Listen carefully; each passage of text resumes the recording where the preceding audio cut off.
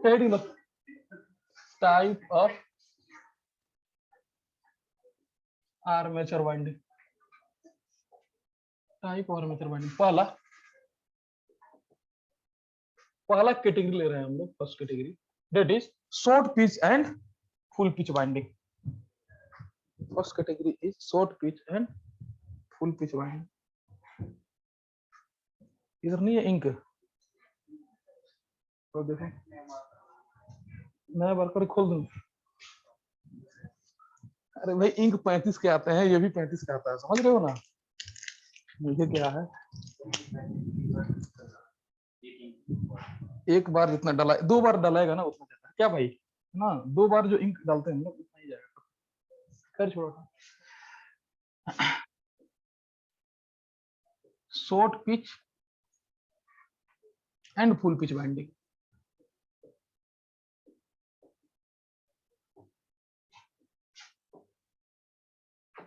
Short pitch and full pitch binding. Short pitch and full pitch binding. चल देखो,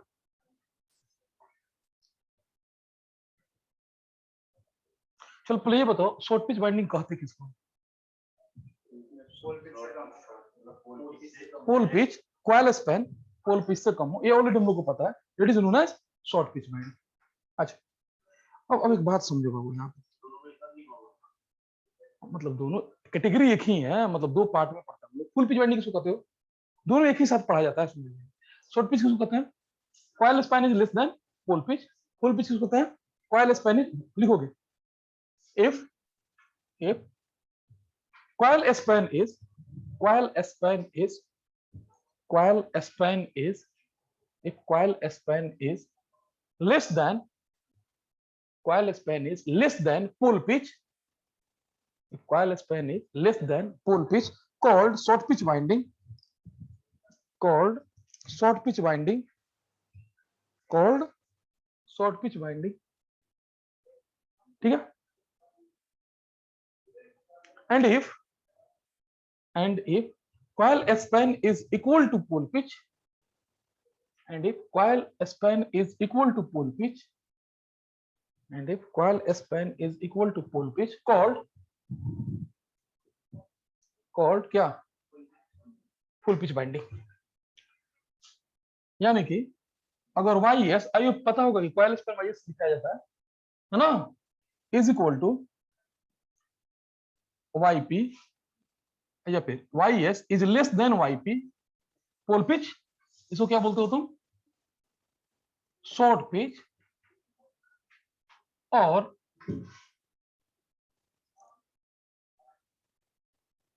coded winding और fractional pitch winding, fractional pitch binding.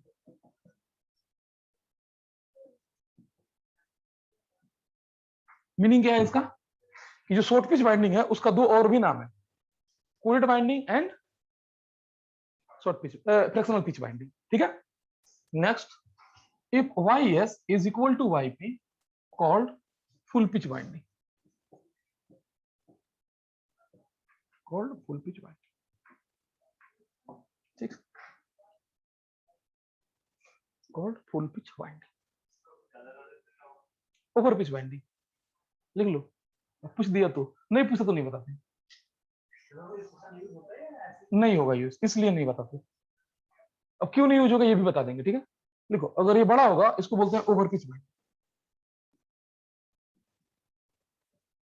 Over pitch winding. हालांकि ये practically use नहीं होता, अब क्यों नहीं होता ये बता देंगे, टेंशन, ये जनरली यूज नहीं होता।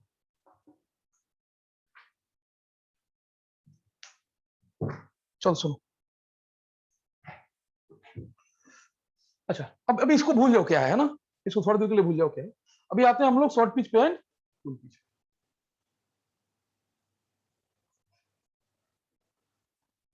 सुनो देखो बेटा, यहाँ देखो, अगर मान के चलो ये हमारा वाइंडिंग है यहाँ पे, ठीक है। और इसकी ये लेंथ जो है वाई एस बराबर है वाई पी के, तो इसको तुम कहते हो फुल पिच बाइंडिंग। ऑलरेडी तुमको पता है ये चीज ना, अरे बोलो है नहीं। कॉइल पिच मतलब कॉइल स्पैन, कॉइल में पिच मतलब कॉइल का स्पैन जिसको वाई एस कहते हो। Okay, coil pitch equal to pole pitch equal to full pitch winding, ठीक है। ओके, तो ये हमारे पास फुल पिच बाइंडिंग है, ठीक है, फुल पिच बाइंडिंग। अगर यहाँ पे minus and plus E volt generate हुआ और यहाँ पे minus and plus E volt generate होगा, बोलो हाँ या नहीं। पढ़ के आए हो तुम, ये फुल पिच बाइंडिंग पढ़े हो। अगर यहाँ माइनस प्लस जनरेट होता है तो यहाँ माइनस प्लस उल्टा होगा पोलैरिटी का, क्योंकि नॉर्थ पोल में आएगा तो ये साउथ पोल का इन्फ्लुएंस आएगा, और जो टोटल वोल्टेज यहाँ जनरेट होगा दैट इज 2E होगा। बोलो समझ में आया कि नहीं? Yes, okay fine. अब मान के चलो ये सेम सेम जो है सेम बाइंडिंग, अब ना बेटा ये फुल पिच का बाइंडिंग था, ठीक है। यहां तक अगर यहां से बनाते ये वाला तो आपका होता ये फुल पिच, ये वाला होता फुल पिच, इस तरह से होता फुल पिच। यानी कि यहां से लेके यहां तक, यहां से लेके वहां तक जो Y S equal to Y P, clear. लेकिन हम किए क्या, ये यहां से यहां बना नहीं है, ठीक है बाबू, हमको यहां से यहां बनाना था बट ये बना नहीं है, ये गया है और कुछ इस टाइप से। समझ में आ रहा है? यानी कि ये वाइंडिंग कौन सा वाइंडिंग है? Short pitch winding. इसमें से इससे भी तुम लोग ऑलरेडी फैमिलियर हो। इस केस में यहां जो वैल्यू है Y S is less than Y P है, और इसको हम लोग शॉर्ट पिच वाइंडिंग और कोडेड वाइंडिंग कहेंगे। ओके, इस केस में, अब इस केस में सुनो, इस केस में इस कंडक्टर में जो ईएमएफ इंड्यूस होगा वो सर ई होगा। यहाँ कंडक्टर में जो ईएमएफ इंड्यूस होगा वो ई हो गया माइनस प्लस। सर इस वाले कंडक्टर में जो ईएमएफ इंड्यूस होगा ये भी क्या होगा, ई। लेकिन ये भी क्या होगा, ई होगा, ठीक है। इस वाले कंडक्टर की बात कर रहे हैं, ये बाहर वाली की नहीं, सॉरी, ये ई होगा। बट यहाँ जो वोल्टेज होगा वो 2E से लेस होगा, यहाँ जो वोल्टेज होगा वो 2E से लेस होगा। अब सर ये क्यों बोल दिया, कुछ तो समझ में आना चाहिए। सर ये क्यों बोल दिए? अच्छा, पहले ये तो समझना है कि सर ये 2E हुआ तो इधर भी तो हम केवीएल लगाए तो 2E होना चाहिए। लेकिन आप कह रहे हो कि यहाँ का जो रिजल्टेंट है ये बेटा फुल पिच वाइंडिंग है, ये फुल पिच वाइंडिंग है, और ये जो है ये शॉर्ट पिच वाइंडिंग है, ये शॉर्ट पिच वाइंडिंग। लेकिन यहाँ का ईएमएफ, यहाँ जो रिजल्टेंट ईएमएफ है, ये resultant EMF in full pitch is equal to 2E है, और resultant EMF in short pitch is less than 2E।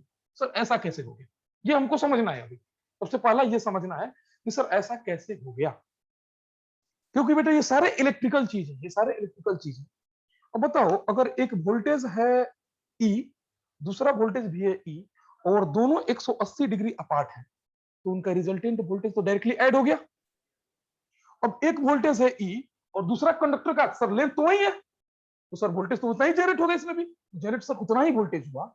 लेकिन अब ना ये 180 डिग्री इलेक्ट्रिकली अपार्ट नहीं है, ये कंडक्टर और ये कंडक्टर, दोनों कंडक्टर 180 डिग्री इलेक्ट्रिकली अपार्ट नहीं है, तो 180 डिग्री नहीं है तो ईएमएफ डायरेक्टली ऐड नहीं होगा।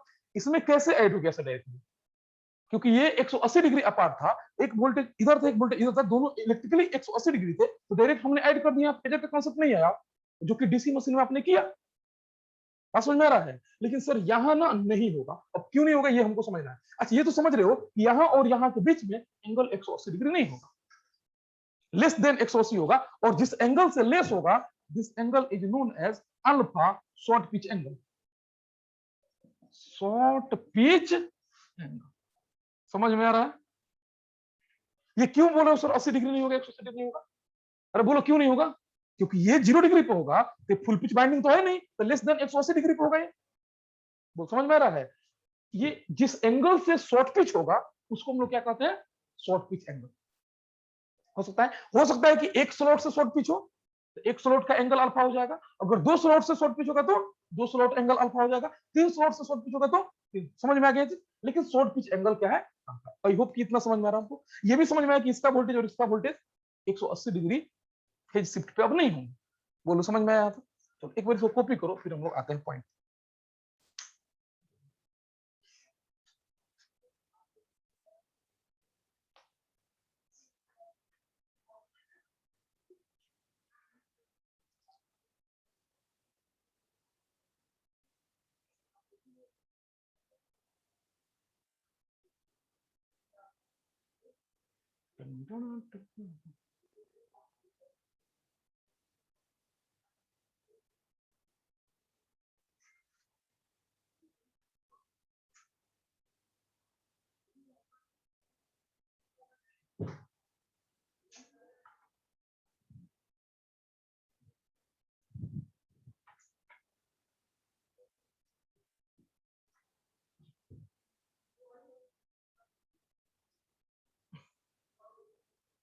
हो गया?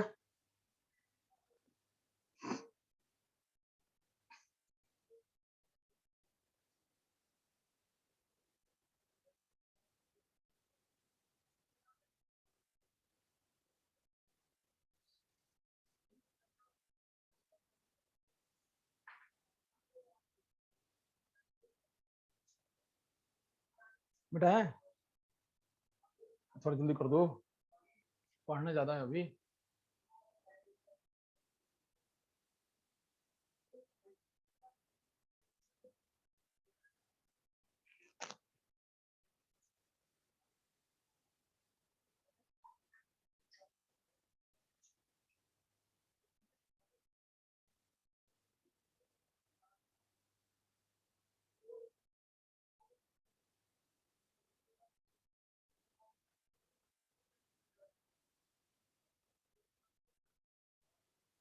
हो गए?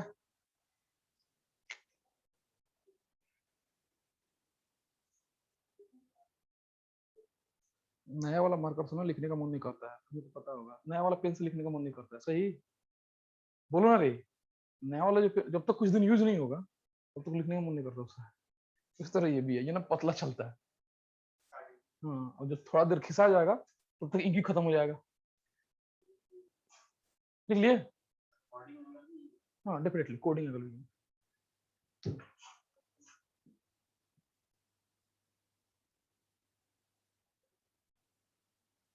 कोडिंग एंगल और शॉर्ट पिच एंगल और फ्रैक्शनल पिच एंगल, जो भी करना है करो। अब सुनो यहाँ पे बेटा है, ओके। अब क्वेश्चन ये उठता है कि सर यहाँ 2e कैसे हो गया और यहाँ पे आप क्यों बोल रहे हो कि 2e से कम होगा? चलो समझो। और जब कम होगा तो हम लोग यूज इसका क्यों करें, है कि नहीं है भाई? अरे बोलो ना, जब कम होगा तो हम यूज क्यों करें? बोले ये बताओ, सुनना यहाँ से। हमारे पास एक वोल्टेज है यहाँ पे ये, जिसका वैल्यू है ई, 0 डिग्री पे आया, ठीक है। दूसरा जो वोल्टेज है वो भी है ई, लेकिन कितना डिग्री पे हो? 180 डिग्री पे है, ठीक है। तो ओवरऑल वोल्टेज कितना हुआ? ये शॉर्ट, ये फुल पिच वाला है, ये फुल पिच वाला है, तो ओवरऑल वोल्टेज कितना हुआ? ई एट फुल पिच 2 ही हुआ, जबकि होना तो 0 चाहिए। अरे एक वोल्टेज इधर, दूसरा वोल्टेज इधर, ओवरऑल वोल्टेज तो 0 होना चाहिए। बोलो समझ में आ रहा है क्या बोल रहा है? ठीक है, समझोगे? अब सुनना, यहां से भूल जाओ। मान लो हमारे पास एक वोल्टेज यहां है 0 डिग्री पे, ठीक है।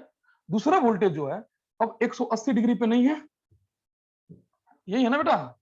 ये आपका ई है और ये जो वोल्टेज है वो भी ई है, बट किस पे है? लेस देन 180 डिग्री है। अच्छा, इस वाले एंगल को आप क्या कहते हो? अल्फा कहते हो, कोडिंग एंगल। अच्छा, तो ये एंगल कितना हुआ? 180 माइनस अल्फा, ठीक।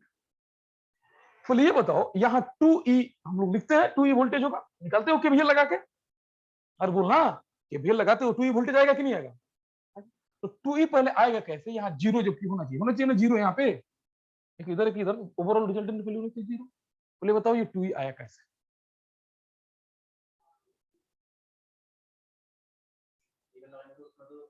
आएगा केवीएल में तो आएगा, सब वेक्टर में निकालते हैं, वेक्टर में ये वेक्टर का है ना, तो वेक्टर निकालते हैं बेटा। अगर हम ई एफ निकालें पी फुल पिच, अरे देखो अंडर रूट ई एक का स्क्वायर मतलब E square plus E square plus 2e cos theta होता है फॉर्मूला।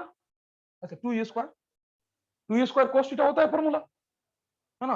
अगर हम cos थीटा की वैल्यू यहाँ पे देखोगे आराम से देखोगे, ये हो गया 2e स्क्वायर, ये 2e square plus 2e square cos 180 degree. बोलना अगर cos 180 का वैल्यू पुट करोगे -1 होता है, बोलना cos 180 का वैल्यू -1 होता है। सर ये वोल्टेज हो गया 0 वोल्ट, ये भी तो 0 हो गया सर। तो यही तो वेक्टर तो यही ना है 0, इसीलिए ना बोलते हो कि 0 वोल्ट होगा। अगर इधर वेक्टर है रिजल्टेंट 0 कैसे बोलते हो, ये ना बोलते हो तुम, जबकि हम तो लिख रहे हैं 2e। बताओ कैसे, जो बताएगा उसको मिलेगा 50।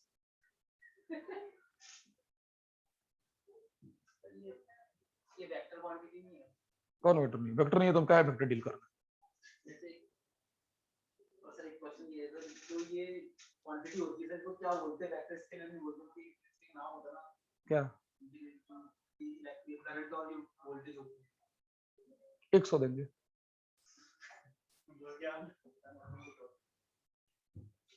नहीं समझ में आएगा, सुनो बता दो, सुनो आराम से देखो। देखो हमारे पास एक वेक्टर ये है वेक्टर ए, ठीक है, एक वेक्टर ये है वेक्टर बी, ठीक है बेटा यहाँ पे, ओके ठीक है। इसका रिजल्टेंट बोला जाए निकालने के लिए, आप क्या करोगे, ये निकालोगे, ये निकालोगे ना। बोल अब क्या, आप शुरू कर दिए तब नहीं, ए रुकोगे, एक वेक्टर ये है, कहाँ उल्टा उल्टा है, इसको 180 डिग्री कर दिए, उल्टा उल्टा कर, सेम डायरेक्शन में, कहाँ उल्टा है, इसको 180 ले जाओ, नहीं हो गया ये 180 से कम ले रहे हैं, ठीक है। एक वेक्टर ए है, एक वेक्टर ए है, ये वेक्टर है रिजल्टेंट वेक्टर आर, है ना। तो रिजल्टेंट वेक्टर आर आप कैसे निकालते हो, under root A square B square 2ab cos theta, निकालते हो सर, फॉर्मूला है जनरली।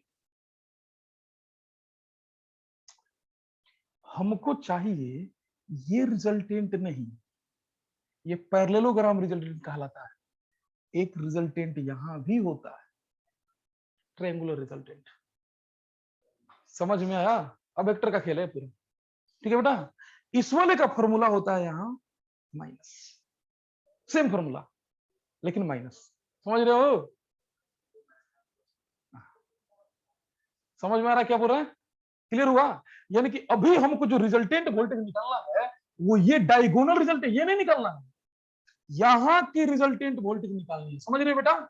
ये जो 2e आप लिख रहे हो, ये 2ef, ये यहाँ की वोल्टेज, यहाँ की रिजल्टेंट है, ना कि यहाँ की। मेरे कहने का मतलब इसमें समझ में आएगा, हमको जो वोल्टेज निकालना है ये रिजल्टेंट वोल्टेज है, समझ रहे हो, और तुम निकाल कौन रहे हो, ये वाला रिजल्टेंट, तो वो तो 0 होगा वहां पे, होगा कि नहीं होगा। हमको निकालना ये वोल्टेज है, समझ रहे हो, ये इस वाले वोल्टेज को बोलते हैं ई रिजल्टेंट ऑफ शॉर्ट पिच। क्योंकि बेटा इसी के लिए केवीएल से हम बोले कि ये होता है, और तो ये कब आएगा देखो, कब आएगा ये देखो, जब ये माइनस लगाओगे, इसलिए बोल रहे हैं यहाँ माइनस लगाओगे, क्योंकि तुमको पता है ना ये 2 होगा केवीएल से। कैसे हुआ केवीएल, जब ट्रायंगुलर तुम, समझ में आ गया यहाँ तक, ओके। तो हमारे पास क्या सिस्टम है, अरे केवीएल में जो वोल्टेज लगता है वो ट्रायंगुलर वोल्टेज लगता है, ना कि पैरेललोग्राम, ये मतलब है उसका, ट्रायंगुलर होता है ना कि पैरेललोग्राम वाला लगता है, हाँ ट्रायंगुलर होता है, ना कि वो, इतना तुमको वेक्टर पढ़ना नहीं है, तुम ईएमएफ पढ़ते नहीं हो, इलेक्ट्रोमैग्नेटिक फील्ड थ्योरी तुम पढ़ते नहीं हो, इसलिए तुमको पता नहीं है ना, बट समझ में आ गया इतना, तभी हम पूछे थे, इसी तरह थोड़े दे देंगे भाई। अब यहाँ पे क्या हो गया बेटा बताओ, माइनस हुआ, अब cos 180 का वैल्यू पुट करो, माइनस प्लस हो गया, ये 2 और 2 4 हो गए, और आ गए कितने वोल्ट, समझ में आ रहा है ये, इसलिए आता है ये 2 वोल्ट। क्लियर हुआ यहाँ तक। अब यहाँ पे लिखे तो है ये वाले वेक्टर निकालना, और फॉर्मूला तो यहाँ लिखे हुए हैं सारा, ठीक है। अच्छा ये वाली वोल्टेज कौन है तुमको, ई फुल पिच का, ठीक है। अब उसी तरह से यहाँ का वोल्टेज हमको निकालना है, ई शॉर्ट पिच का बराबर अंडर रूट, अब बोलो क्या होगा, ई square plus E square minus, plus नहीं माइनस, ठीक है, माइनस 2 ई स्क्वायर कॉस, यहां का एंगल बताएंगे कितना, 180 माइनस अल्फा, ये लोग है ना दोनों वेक्टर के बीच का एंगल लिया था, तो 180 माइनस, ठीक है यहां तक, okay, this will come as, ये 2 ही हो जाएगा, यहाँ पे 2 ही बाहर कर दो, 2 ही बाहर कर दो, cos 180 minus alpha equal to minus cos alpha होगा, minus cos 180 minus alpha equal to minus cos alpha होगा, तो ये हो गया यहाँ से रूट अंडर, इसको रहने दो, 2 स्क्वायर, ये इसको करोगे तो प्लस हो जाएगा, माइनस cos अल्फा करोगे तो ये प्लस हो जाएगा, जैसे यहाँ किया हुआ है, ये हो जाएगा plus 2e square cos alpha, सही बेटा, 2e स्क्वायर cos अल्फा, अब यहाँ से 2e स्क्वायर बाहर करो, 2e स्क्वायर बाहर करो तो हो जाएगा √2e under √2e under root 1 plus cos square alpha, अच्छा cos alpha 1 plus cos alpha, अब यहाँ पे cos 2 अल्फा वाला फॉर्मूला लगेगा, अब पता नहीं तुम लोग पढ़ा नहीं पढ़ा, cos 2 अल्फा वाला फॉर्मूला लगेगा, फॉर्मूला लिख देते हैं, cos 2 अल्फा इक्वल टू या 2a इक्वल टू या 2 अल्फा इक्वल टू, ये होता है 1 माइनस 2 को 1 plus 2 1 plus cos 2 cos square alpha by 2 minus 1, ठीक है, ये फॉर्मूला है हमारा, अब कहां से है टेंशन ना लो, ये अल्फा हो जाएगा, ठीक है, cos 2 alpha equal to 2 cos square alpha minus 1, ये फॉर्मूला है, अब इसको अगर इधर भेजते हैं, अगर हम इसको इधर भेजते हैं तो क्या मिलेगा हमको 1 plus cos 2 alpha equal to 1 plus cos 2 alpha equal to 2 cos square alpha होगा ना, अच्छा अब हमारे पास है क्या, 1 प्लस cos अल्फा है, 1 प्लस cos अल्फा है, इसका वैल्यू क्या हो जाएगा, स्क्वायर अल्फा बाई 2 हो जाएगा, होगा ना भाई, अरे यही फॉर्मूला है हमारे पास, है ना, तो अगर हम यहाँ पे फॉर्मूला लगाते हैं, दिस विल कम एज, ना ये फॉर्मूला है, याद रखना ये फॉर्मूला, इसलिए लिख दिया ना, अगर यहाँ से फॉर्मूला लगाते हो तो 2e शॉर्ट पिच का वैल्यू इज इक्वल टू √2 हो गया, ये √2e, और इसका वैल्यू बताइए क्या हो जाएगा, under root 2 cos square alpha by 2, ठीक है, cos स्क्वायर अल्फा बाई 2, यहां से क्या निकल गया बाहर, 2 निकला तो √2 हो गया, cos स्क्वायर में है तो cos अल्फा हो गया, डायरेक्ट हम वैल्यू लिख दिए, कितना हो गया 2e cos अल्फा बाई 2, याद आ गया तुमको ये cos अल्फा बाई 2 कहां से होता है, बस इससे हमको मतलब है, तो हमको यहाँ पे सर शॉर्ट पिच का जो वोल्टेज है वो कितना हो गया 2e cos alpha by 2, already तुमको पता है बेटा कि ये वोल्टेज इस वोल्टेज से कम होगा, बोलो हाँ या नहीं, ये लेंथ जो है, ये लेंथ जो है इस लेंथ से कम होगा बाय डिफॉल्ट, हाँ या नहीं, इसलिए हम क्या बोले थे, ये शॉर्ट पिच का जो वोल्टेज है वो कम होगा, और किस फ्रैक्शन से कम होता है, अल्फा बाई 2, क्योंकि इसकी मैक्सिमम वैल्यू 1 हो सकती है, अरे अल्फा की अगर कुछ भी तुम वैल्यू लोगे तो ये तो वैल्यू 1 से कम ही आएगी, 0 पे 1 होता है, 0 पे 0 मतलब क्या, अल्फा 0 मतलब ये वाला, अल्फा 0 मतलब ये, समझ रहे हो, अगर 0 से कुछ भी लोगे तुम तो वैल्यू कम आएगी 2 से, जिस फ्रैक्शन से ये मल्टीप्लाइड है इस फ्रैक्शन को कहते हैं शॉर्ट पिच फैक्टर, कोड factor, fractional pitch factor, so नया किस फैक्टर से मल्टीप्लाइड है, क्लियर हो गया, तो फैक्टर वोल्टेज कितना होता है, ये वोल्टेज इंड्यूस होता है, फैक्टर कौन है, that factor is known as short pitch factor, short pitch factor और कोडेड फैक्टर, डिनोट किया जाता है बेटा केसी से, ठीक है, डिनोट किया जाता है केसी से, ठीक है, is equal to voltage induce in short pitch winding to voltage induce in full pitch winding, आ गया ये, मतलब जिस फ्रैक्शन से ये मल्टीप्लाई है दैट इज नोन एज, कितने के बराबर है, वो वही ना है ना, शॉर्ट पिच बटा फुल पिच, है ना, ये किसके बराबर होगा तब ये cos अल्फा बाई, अल्फा क्या है ये बताइए, अल्फा क्या है ये बताइए, कोडिंग एंगल या शॉर्ट पिच एंगल, केसी बराबर cos अल्फा बाई 2, याद रखोगे ये इलेक्ट्रिकल में होना चाहिए, याद रखोगे alpha should be in electrical degree, चलो चलो मारो कॉपी।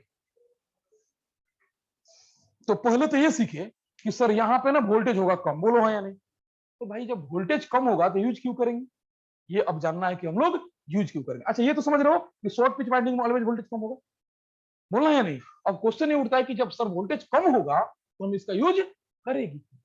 चलो कॉपी करो। हम्म? केवल हमको मैग्नीट्यूड से मतलब है, यहाँ पे डायरेक्शन से मतलब। देखो रिजल्टेंट की डायरेक्शन यहाँ यहाँ होगी, ये वाली एक्सिस होगी, लेकिन हमको रिजल्टेंट की मैग्नीट्यूड से मतलब है, डायरेक्शन से मतलब नहीं।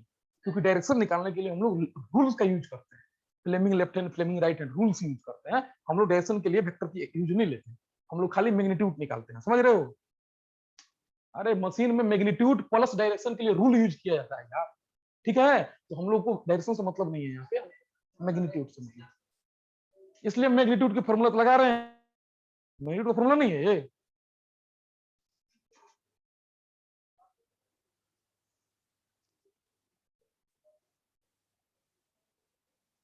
कॉपी हो गया तो बोलिए।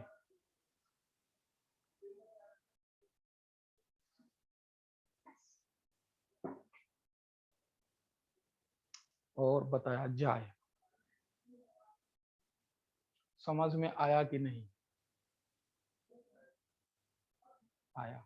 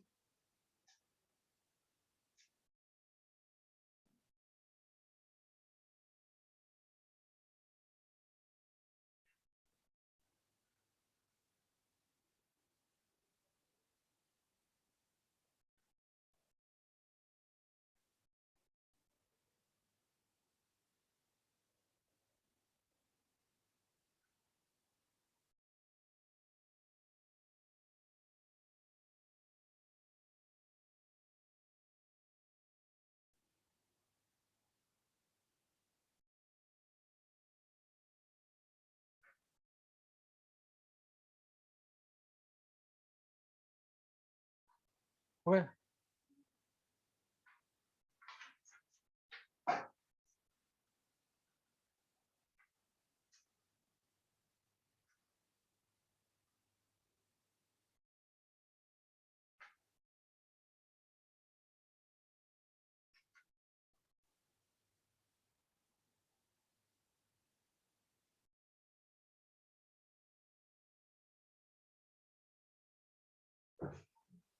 बेटा भाई,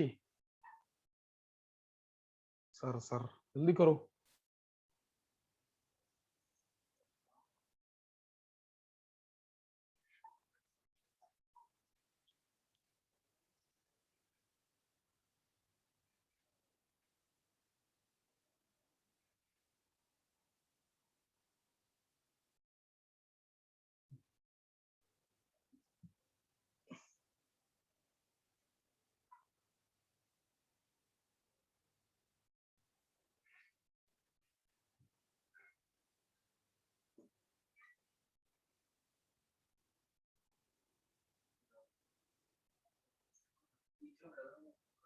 लिखो लिखो लिखो।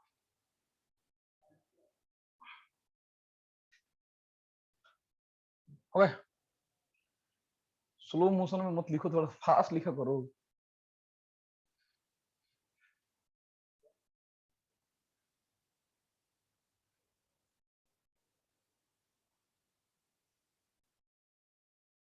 ओए चल देखो।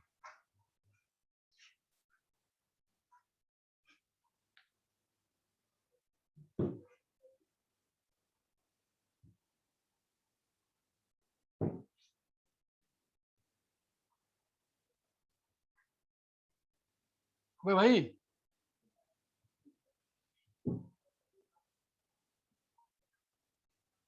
सुनो, देखो अब यूज, इसका यूज क्या है सुनने, फॉर nth हार्मोनिक, अच्छा कौन harmonic, space harmonic, for nth space harmonic. अच्छा स्पेस हार्मोनिक क्या है बता दो। जो फ्लक्स हम बना रहे थे साइनोसोडल, अगर वो प्योर साइनोसोडल नहीं बना, हालांकि प्रैक्टिकली तो बनेगा नहीं प्योर, कुछ ना कुछ उसमें नॉन साइनोसोडलिटी रह जाएगा, तो उसके चलते हमारे पास क्या आएगा, उसमें फ्लक्स में हार्मोनिक्स आएगा, और उसको क्या बोलते हो तो स्पेस हार्मोनिक्स। तो फॉर, सुनना है for nth space harmonic, nth space harmonic, for nth space harmonic, जो इंड्यूस ईएमएफ होगा, जो इंड्यूस ईएमएफ होगा फॉर nth हार्मोनिक के लिए, it will come as something like this. हाँ ईएमएफ हो गया जो nth के लिए, it will come as something 2En into cos n अल्फा बाई 2। बोलो समझ में आया कुछ, ही बताते हैं क्या है। En है, E क्या है, nth हार्मोनिक का रिजल्टेंट ईएमएफ है, nth हार्मोनिक का रिजल्टेंट ईएमएफ है। En जो है ऐसा कुछ इस तरह से देते हैं, ये ले लो nth हार्मोनिक का रिजल्टेंट ईएमएफ है, ये En मान ले लेते हैं। ये जो है एक कंडक्टर का ईएमएफ है ड्यू टू nth हार्मोनिक, ये एक कंडक्टर का ईएमएफ है। ये क्या हो गए, दोनों कंडक्टर के ईएमएफ हो गए, और ये क्या हुआ, शॉर्ट पिच किया गया, तो ईएमएफ कितना हो गया, n अल्फा, n से अल्फा से मल्टीप्लाई क्यों हो गया। अच्छा ये समझ में आया En क्या है। देखो nth हार्मोनिक फ्लक्स होगा ना उसमें, तो nth हार्मोनिक फ्लक्स के चलते एक कंडक्टर में तो ईएमएफ होगा, समझ में आ रहा है। अच्छा तो ये 2 से मल्टीप्लाई हो गया, और एक फैक्टर से मल्टीप्लाई होगा, ये कोडिंग फैक्टर। अब ये n से मल्टीप्लाई है यहाँ पे, ऐसा क्यों है, nth हार्मोनिक है इसलिए, क्योंकि बेटा nth हार्मोनिक के लिए p तो बढ़ गया सर, n टाइम हो गया, p तो बढ़ के n टाइम p हो गया ना। अगर p n टाइम हो गया तो आपको पता होगा कि एंगल जो होता है बेटा p/2 इंटू थीटा मैकेनिकल होता है। अरे बोलो ना ये नहीं, तो एंगल भी तो p टाइम बढ़ गया, नहीं बोल रहा है, नहीं समझ में आया क्या बोले हम भाई। nth हार्मोनिक स्पेस के चलते नंबर ऑफ पोल बढ़ता है नहीं बढ़ता है, हैं? तो अगर मान लो अगर 4 पोल का मशीन था, 4 पोल का मशीन था, और अल्फा था 15 डिग्री, अल्फा था 15 डिग्री, था ना 15 डिग्री, मान के चलो 15 डिग्री अल्फा था, 4 पोल का मशीन था, तो उसी मशीन में फिफ्थ हार्मोनिक के लिए कितना पोल हुए, उसी मशीन में फिफ्थ हार्मोनिक के लिए कितना पोल हुए, 20 पोल, नहीं हो रहे 5 का 20 पोल। अरे nth हार्मोनिक स्पेस हार्मोनिक के लिए नंबर ऑफ पोल्स मल्टीप्लाई हो जाते हैं, तो कितने पोल हुए, 20 पोल। अब बताओ कितना एंगल हुआ था, अब 4 पोल के लिए इतना एंगल था, तो 20 पोल के लिए एंगल नहीं बढ़ गया, ये 5 गुना नहीं हो गया अभी, एन टाइम नहीं हो गया, बात समझ में आ गया क्या बोले। इसलिए ये एंगल जो है ना बेटा बढ़ जाते हैं, समझ रहे हो यहाँ पे। ये अल्फा क्या है, ये तो फंडामेंटल का है, अल्फा क्या है, फंडामेंटल का है। अगर nth हार्मोनिक लोगे तो पोल n टाइम बढ़ेगा, तो एंगल भी तो n टाइम बढ़ जाएगा, क्योंकि p बाई मल्टीप्लाई होता है ना p के, एंगल जो है p के प्रोपोर्शनल होता है ना। बोलना समझ में आ रहा है क्या बोल रहे हैं, क्या अच्छी कंफ्यूजन, बोलोगे तब ना क्या कंफ्यूजन है। मान के चलो 2 पोल का मशीन है, 2 पोल का मशीन है, 15 डिग्री का अल्फा है, 15 डिग्री अल्फा है, क्योंकि मान के चलो हम एक स्लॉट से शॉर्ट पिच किए हैं, एक स्लॉट से शॉर्ट पिच किया है, तो मान के चलो स्लॉट एंगल है 15 डिग्री, तो एंगल कितना होगा, 15 डिग्री हो गया। हम शॉर्ट पिच कितना से किए हैं, एक ही स्लॉट से किए, एक ही स्लॉट से किए। अगर यही मशीन 4 पोल का मशीन होता, हम एक ही स्लॉट से शॉर्ट पिच करते, तो कितना डिग्री होता, 30 डिग्री होता, नहीं होता ये। तब एक जो स्लॉट है वो एक्चुअल में इलेक्ट्रिकली 30 डिग्री हो जाता।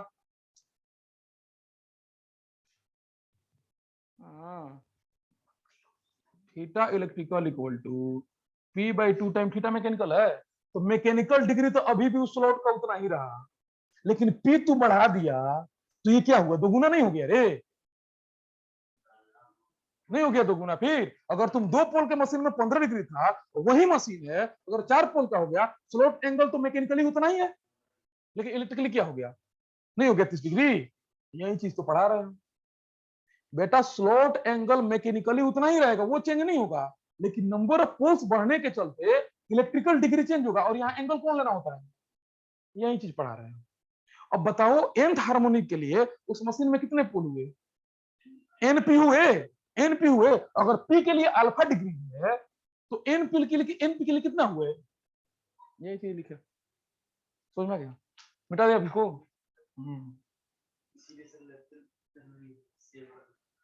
तो सुनो, तो हमारे पास n अल्फा डिग्री हो जाएगी, ठीक है बाबू?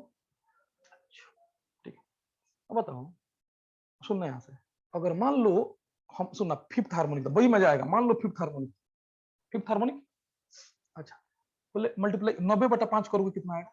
90/5, 18/90। अरे बोलो ना रे, 18/90, 18 डिग्री होगा। अब सुनना, बहुत मजा आएगा, बोल रहे हैं तो मजा आएगा। सपोज करो हम शॉर्ट पिचिंग कर दिए 18 डिग्री से, शॉर्ट पिच किए 18 डिग्री इलेक्ट्रिकल, शॉर्ट पिच किए हैं 18 डिग्री इलेक्ट्रिकल, शॉर्ट पिच किए हैं 18 डिग्री इलेक्ट्रिकल। कोई मशीन है इसमें हम शॉर्ट पिच जो किए वो 18 डिग्री इलेक्ट्रिकल है। बताओगे वही मशीन में फिफ्थ हार्मोनिक के लिए वो डिग्री कितना होगा? 90 डिग्री। बोलो, वही मशीन में फिफ्थ हार्मोनिक के लिए कितना हो गया? 90 डिग्री होगा ना।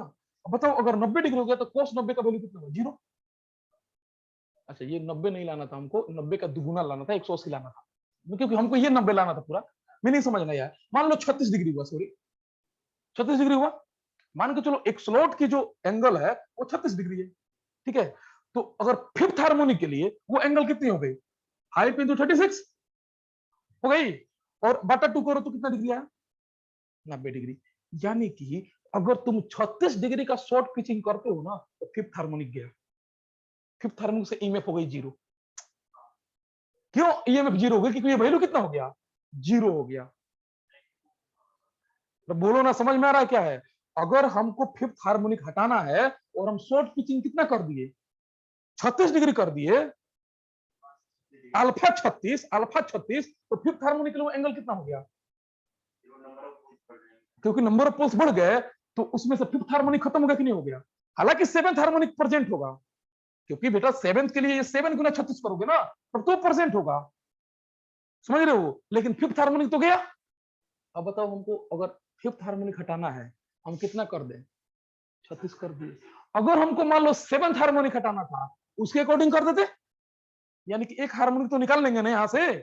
मेरा पर्पस तो एक ही था कि एक हार्मोनिक खत्म कर ले हम यहाँ से। तो बताओ इसका काम क्या है? हार्मोनिक्स को खत्म करना। अब मानो, अब ये तो हमको, अब nth हार्मोनिक स्पेस हार्मोनिक के लिए ईएमएफ क्या आएगा? To eliminate nth harmonic. अब देखोगे nth हार्मोनिक को एलिमिनेट करने के लिए हमको ये पूरा वैल्यू 0 करना होगा ना। तो हम डायरेक्ट लिख रहे हैं, तो nth हार्मोनिक को एलिमिनेट करने जा रहे हो, यानी कि cos n अल्फा बाई 2 0 डिग्री हो जाना चाहिए। सॉरी, cos ये 0 होना चाहिए पूरा वैल्यू, ये पूरा वैल्यू 0 कर, क्योंकि ये तो 0 होगा नहीं कभी। अरे ये थोड़ा ना 0 होगा, ये तो ईएमएफ पे इंड्यूस होगा, फैक्टर ना 0 कर सकते हो तुम, ये ना 0 कर सकते हो, हाँ या नहीं? तो सर ये 0 कर दो, यानी कि मतलब ये है कि n अल्फा बाई 2 को 90 डिग्री कर लो सर, n अल्फा बाई 2 को 90 डिग्री कर लो, यानी कि यहां से शॉर्ट पिच कितना डिग्री कर लो, देख लेना, 180 डिग्री भाई। n क्या है? जिस हार्मोनिक को खत्म करना है उतना डिग्री शॉर्ट पिच करो, वो हार्मोनिक गिरी, समझ रहे हो? उस हार्मोनिक से बनने वाला वोल्टेज खत्म हो जाएगा, हार्मोनिक्स नहीं गया स्पेस में से, क्योंकि फ्लक्स को तो नॉन साइनुसोइडल तुम कर नहीं सकते, साइनुसोइडल तो बना नहीं सकते, वो तो प्रेजेंट रहा, लेकिन जो ईएमएफ बना उस ईएमएफ से वो हार्मोनिक्स खत्म हो गया। बात समझ में आ रहा है क्या बोल रहा है? अगर हम शॉर्ट पिचिंग वाइंडिंग कर दिए, मान लो हमको फिफ्थ करना है तो 36 डिग्री कर दिए, 5 से डिवाइड करो, अगर सेवेंथ करना है तो 26 डिग्री आएगा, निकलना आएगा 26 डिग्री आएगा, जो भी है। बट उसको क्या करोगे, उतना एंगल से अगर तुम शॉर्ट पिच कर दिए तो वो वाला हार्मोनिक्स तो ईएमएफ से हट गया ना, हालांकि फ्लक्स में प्रेजेंट है, लेकिन ईएमएफ में उसका रिजल्टेंट वैल्यू कितना हो गया? तो इसका यूज कहां किया जाता है? हार्मोनिक्स को एलिमिनेट करने के लिए। तो एक हार्मोनिक्स तो यहां से एलिमिनेट हो गया, और बोलो ना या नहीं, एक हार्मोनिक तो यहां से एलिमिनेट होगा। अब एक हार्मोनिक्स कहां से निकलेगा? डिस्ट्रीब्यूटेड बाइंडिंग से, पढ़ेंगे अभी। समझ में आ रहा है क्या बोल रहे हैं? बोलो। अरे भाई एक ही को कम कर रहे हैं, हमको दो बोल रहे हैं हम। हाँ, किसी एक हाथ थर्ड होता नहीं है, करना कौन कौन है? Fifth seventh. तो अगर इसे फिफ्थ करना है तो उसे सेवेंथ करना, इसे सेवेंथ करना तो उसे फिफ्थ करना। अब डिपेंड करेगा तुम शॉर्ट पिच कितना किए हुए हो। अगर शॉर्ट पिच करोगे तो डिस्ट्रीब्यूटेड को उस अकॉर्डिंग करेंगे कि 7th हटे, और इसको 7th करेंगे तो उसको करेंगे कि 5th हटे। अब अपने हाथ में है वो, समझ में आ रहा है, लेकिन हटेगा इससे एक हार्मोनिक। यानी कि यूज क्यों किया था इसको। अब डीसी मशीन में हार्मोनिक्स आएगा क्या भाई, नहीं आएगा, तो वहां शॉर्ट पिच का बाइंडिंग नहीं किया जाएगा। हालांकि शॉर्ट पिच के समय ऑलवेज वोल्टेज कम होगा, फंडामेंटल वोल्टेज। यूजफुल वोल्टेज कौन है, फंडामेंटल। तो फंडामेंटल वोल्टेज तो कम हुआ तुम्हारा, और अभी पढ़ क्या रहे हो, वो किस फ्रैक्शन से कम हुआ, cos अल्फा बाई 2 के फ्रैक्शन से कम हुआ। तो हमारे पास फंडामेंटल वोल्टेज तो कम हो ही जाएगा, लेकिन हम करते क्यों है इसको, किसी एक हार्मोनिक्स को, nth हार्मोनिक्स को हटाने के लिए। समझ में आ गया, यहां तक क्लियर हुआ, बोला है या नहीं। चलो तो ये हमको यहां तक समझ में। अब एक और चीज सुन, ओवर पिच वाला कॉन्सेप्ट भी है।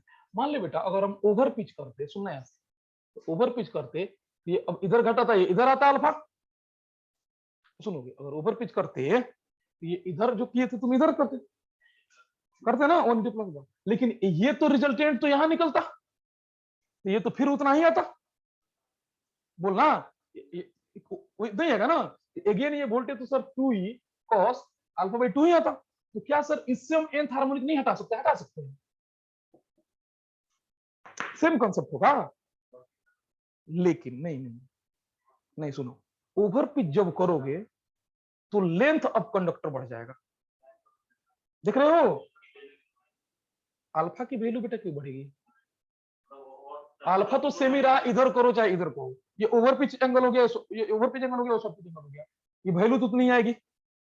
अब ये ओवर पिच एंगल कहलाएगा इस समय, लेकिन करते नहीं हम तक, क्यों नहीं करते, क्योंकि ये भी वही काम करेगा, नो डाउट ये भी करेगा, ऐसा नहीं है कि ओवर पिच नहीं कर सकता, करेगा, लेकिन ये लेंथ ऑफ कंडक्टर बढ़ जाएगा, समझ रहे हो। तो हमारे पास एक्स्ट्रा लॉसेस आएंगे और काम वही करेगा, तो हम क्यों करेंगे, इसलिए हम लोग ओवर पिच बाइंडिंग नहीं करते। समझ में आ रहा है।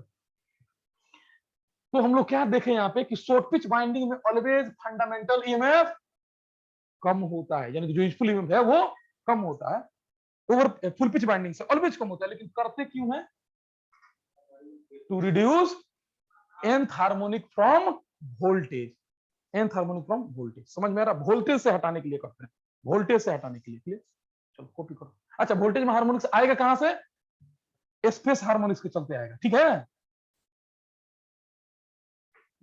लिखे 4 लाइनें, समझना कितना पड़ता है।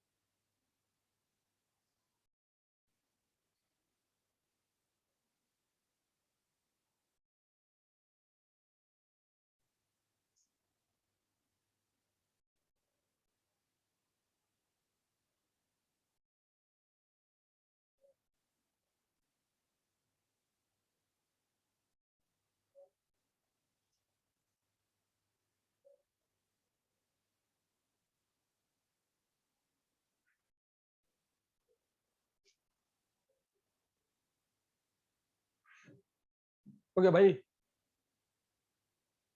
बोलना हो गया। चलो देखो, नेक्स्ट आते हैं। अच्छा, दोनों में सेम काम होता है, मतलब इससे भी हार्मोनिक्स हटता है, उससे भी हार्मोनिक्स हटता है, तो ये लिखाएंगे हम लोग दोनों को करने के बाद, ठीक है। नेक्स्ट हेडिंग दो, concentrated and distributed binding.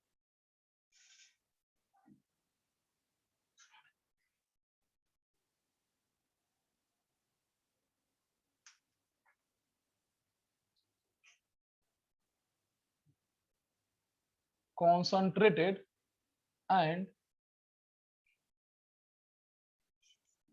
distributed binding।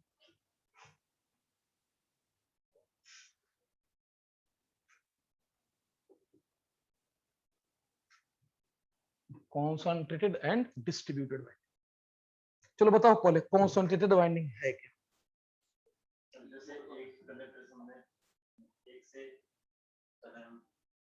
उसी में घूमे, डिफिनीशन बताओ, समझा रहा है हमको। लिखो लिखो ना, लिखो लिखो लिखो, समझ में आ जाएगा, लिखो। समझा चुके हैं ऑलरेडी क्या है कॉन्सेंट्रेटेड। लिखो इफ, लिखो इफ, अरे इफ लिखो, इफ पर पोल पर फेज कॉइल साइड, इफ पर पोल पर फेज कॉइल साइड, इफ पर पोल पर phase coil side, per pole per phase coil side are placed in one slot, if per pole per phase coil side are placed in one slot called कौन winding, concentrated winding, called concentrated winding, called concentrated winding, called concentrated winding, called concentrated winding। ठीक है, next if per pole per phase coil sides, if per pole per phase coil sides, if per pole per phase coil sides are placed, if per pole per phase coil sides are placed in several slots, in several slots, in several slots called, मतलब एक से ज्यादा, मतलब यहाँ जैसे दो था यहाँ पे ना जो पढ़ के, called distributed winding, called distributed winding।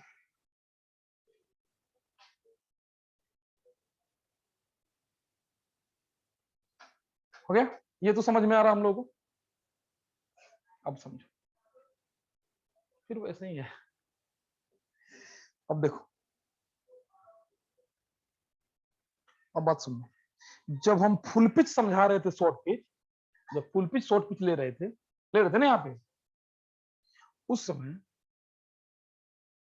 Distributed का कंसेप्ट नहीं लगाओगे। जब डिस्ट्रीब्यूटेड पढ़ाएंगे तो शॉर्ट पिच फुल पिच का कंसेप्ट नहीं लगाओगे, इनका अलग अलग कंसेप्ट पढ़ते हैं फिर कंबाइन किया जाता है। ठीक है, मेरे कहने का मतलब समझ में नहीं आया कुछ? मेरे कहने का मतलब ये था कि जो अभी आप पढ़ के आए वहां वो इसमें नहीं घुसाओगे, और ये वाला उसमें नहीं घुसाओगे।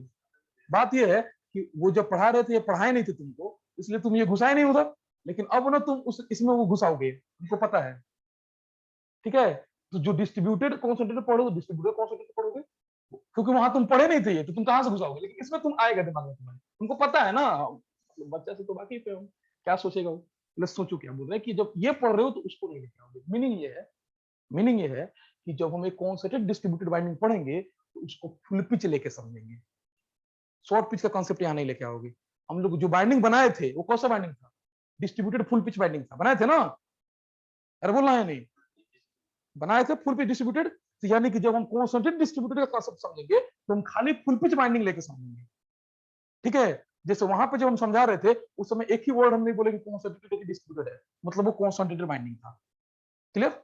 चलो अब यहाँ समझो क्या है, समझ में आ जाएगा। अब टेंशन क्या लेता है, तुम नहीं पता था तुमको, इसलिए तुम वहां दिमाग नहीं लगाया, यहाँ लगाएगा, हमको पता है, इसलिए सुनो क्या है, पहले यहाँ समझो फिर पता चलेगा। हाँ आएगा, बताएंगे, अभी नहीं, अभी नहीं। कॉन्सेंट्रेटेड डिस्ट्रीब्यूटर में दिमाग नहीं लगाओगे कि फुल पिच क्या है, शॉर्ट पिच क्या है। हाँ हो जाएगा, टेंशन मत लो। यहाँ पे आओ, कॉन्सेंट्रेटेड एंड डिस्ट्रीब्यूटेड क्या है? कॉन्सेंट्रेटेड का मतलब क्या है?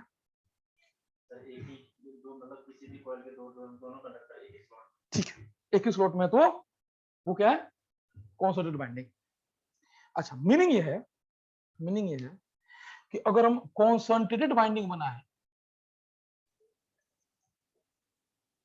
कॉन्सेंट्रेटेड बाइंडिंग, ध्यान देना यहां से, थोड़ा सा अजूम करोगे इसको, है ना। हम नंबर 1 से गए हैं, एक वोल्टेज, और ये फुल पिच लिए हैं, यहां शॉर्ट पिच का कंसेप्ट नहीं लगाओगे। फिर बोल रहा है नहीं लगाओगे, खाली फुल पिच लेके जाना हमको, क्योंकि समझना अभी हमको ये चीज है, हमको शॉर्ट पिच फुल पिच नहीं समझ, तुमको पता है शॉर्ट पिच फुल पिच क्या होता है। ठीक है, तो अभी वो नहीं पूछोगे भी नहीं कि सर इसमें शॉर्ट पिच करेंगे तो क्या होगा, मिल जाएगा। ठीक है, क्या बोला? नंबर 1 से उठाए, ध्यान देना, नंबर 1 से उठाए और हम गए नंबर 7 में। क्या ये फुल पिच बाइंडिंग का? यस था। नंबर 1 से गए 7 में आए, फिर हम 1 में घूमे, ये कौन सी बाइंडिंग है? Concentrated binding. ये कौन सी बाइंडिंग है? Concentrated binding. ठीक, अब दिखाने का तरीका समझोगे। मान लो एक कंडक्टर का वोल्टेज है 10 वोल्ट, एक कंडक्टर का वोल्टेज है 10 वोल्ट, एक कंडक्टर का वोल्टेज है 10 वोल्ट, दूसरे कंडक्टर का वोल्टेज है 10 वोल्ट। दूसरे कंडक्टर का वोल्टेज है दिस वन, ये दोनों एक साथ ऐड होकर 2 हम दिखाते हैं ना शॉर्ट पिच फुल पिच में। तो यहाँ पे अब वो चीज नहीं दिखाएंगे, हम डायरेक्ट यही दिखाएंगे। ये किसका वोल्टेज है? एक टर्न का वोल्टेज। अरे किसका वोल्टेज है? मतलब कि एक तुम गए वहां से और फिर घूम के आ गए। हाँ, तो ये एक वोल्टेज हम दिखा रहे हैं यहाँ पे। अब यहाँ पे दोनों को अलग अलग नहीं तोड़ रहे हैं। अब हमको एक टर्न में नहीं दिखाना है कि शॉर्ट पिच है फुल पिच है, बात समझ रहे हो? अब हमको ना बहुत सारे टर्न्स को दिखाना है एक साथ। लॉजिक समझ में आ रहा है यहाँ तक? देखना। तो अच्छा, अब बताओगे ये किसका वोल्टेज हम बनाए? ये किसका वोल्टेज बनाए? एक टर्न। इसमें दो है एक्चुअल में, और दोनों 180 डिग्री पे है, इसलिए हम ये पूरा दिखा रहे हैं। समझ रहे हो यहाँ तक? सर अब तुम्हारे दिमाग में आएगा सर शॉर्ट पिच होगा क्या होगा? तो बेटा इसके आधा में से मुड़ जाएगा। अरे इसके आधा पे से मुड़ जाएगा ना, ये नहीं समझ में आ रहा। शॉर्ट पिच में क्या होता? ये अल्फा एंगल से झुक जाता। अरे इधर झुकाओ उधर झुकाओ कहीं झुकाओ अंतर नहीं पड़ता भाई, झुकाना किधर भी है। बात समझ में आ रहा क्या है? हम इधर झुकाए चाहे इधर झुकाए, क्या ही प्रभाव पड़ेगा उससे। क्लियर? तो उसमें क्या होता है कि सर झुक जाता है, लेकिन अभी नहीं। अभी समझोगे क्या कि खाली फुल पिच है, ये तो डायरेक्ट होगा। बढ़िया। लेकिन अब सुनो, फिर तुम एक ही में आ गए, फिर नंबर 1 में आ गए ना, नंबर 1 में आ गए, तो फिर वोल्टेज तो इसके 0 डिग्री आ गया सर, फिर बढ़ गया। एक टर्न और बढ़ाए, बढ़ गया। अब मान के चलो यहाँ तो 2 ही टर्न थे, वाले वाले में 2 ही टर्न थे ना, अब हम 3 टर्न का मान के चल रहे हैं। फिर एक और टर्न किसमें होता है? उसी में। बोलना है नहीं? तो एक और वोल्टेज होता है इसी की लाइन। बोलो समझ में आया कि नहीं? होता ना। तो ये जो ओवर जो वोल्टेज है वो डायरेक्ट सम हो जाता। क्यों सम कर रहे हैं सर? क्योंकि ये 0 डिग्री पे सारा सेम फेज में है, तो सर जैसे यहाँ पे करके वो ई सेम फेज में 180, मतलब समझ में आ गया? ये सारे वोल्टेज क्या हो जाएंगे सेम फेज में, तो 180 डिग्री पे ऐड हो जाएंगे। Okay fine good. अगर यही चीज, ये तो किसका है? कॉन्सेंट्रेटेड का है। थोड़ा सा छोटा बनाए थे क्योंकि हमको स्पेस नहीं है यहाँ पे। तो मान के चलो ये एक टर्न का वोल्टेज था, दूसरा ये वोल्टेज था बराबर, है ना, और फिर ये एक वोल्टेज था, ठीक है, और तीनों ये सीरीज में। ये कौन था? ये कौन सा? कॉन्सेंट्रेटेड। अब आते हैं डिस्ट्रीब्यूटेड में। अच्छा ये फुल पिच कॉन्सेंट्रेटेड है, और सर शॉर्ट पिच हुआ क्या होगा? तो बीच वाला में घूम जाएगा, फिर इसका भी बीच वाला घूम जाएगा। समझ रहे हो ना? अगर अब हम डिस्ट्रीब्यूटेड लेते हैं, अगर हम डिस्ट्रीब्यूटेड वाइंडिंग लेते हैं, तो डिस्ट्रीब्यूटेड वाइंडिंग का डिफिनेशन क्या है? अगर सेपरल स्लॉट्स में, ध्यान देना यहां से, ये फुल पिच डिस्ट्रीब्यूटेड है, फुल पिच डिस्ट्रीब्यूटेड, तो इसमें कितने वोल्टेज? 2 वोल्टेज है, एक कंडक्टर दूसरा कंडक्टर 180 डिग्री अपार्ट, ये वोल्टेज है। लेकिन जब तुम आओगे तो दूसरा जब टर्न जाओगे तब तो नंबर 2 स्लॉट में चल गए। समझते जाना, ये एक स्लॉट का वाइंडिंग था, फिर तुम दूसरे में आए थे 180 डिग्री, ये वोल्टेज बन गया ना, ये वोल्टेज मेरा बन गया एक टर्न का, ठीक है बेटा, वोल्टेज बन गया मेरा। अब क्या हुआ? नेक्स्ट वोल्टेज जो तुमको जाना था, अब एक में तुम जाओगे नहीं, अब किस में जाओगे?